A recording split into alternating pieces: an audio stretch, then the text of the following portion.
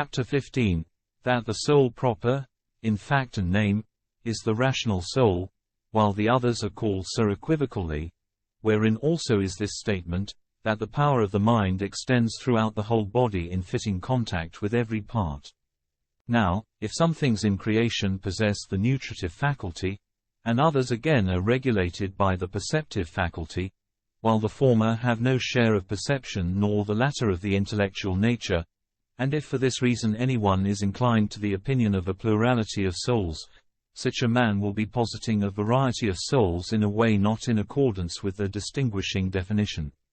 For everything which we conceive among existing things,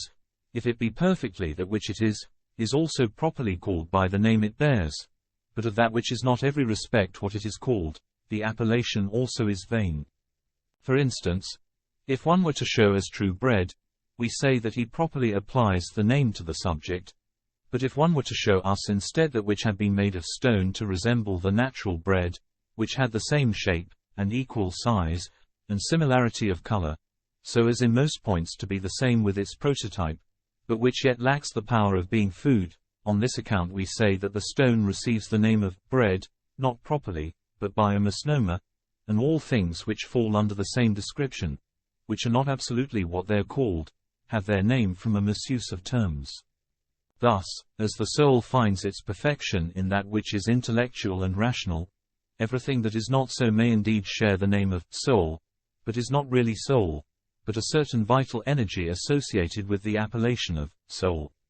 And for this reason also he who gave laws on every matter, gave the animal nature likewise, as not far removed from this vegetative life, for the use of man, to be for those who partake of it instead of herbs. For he says,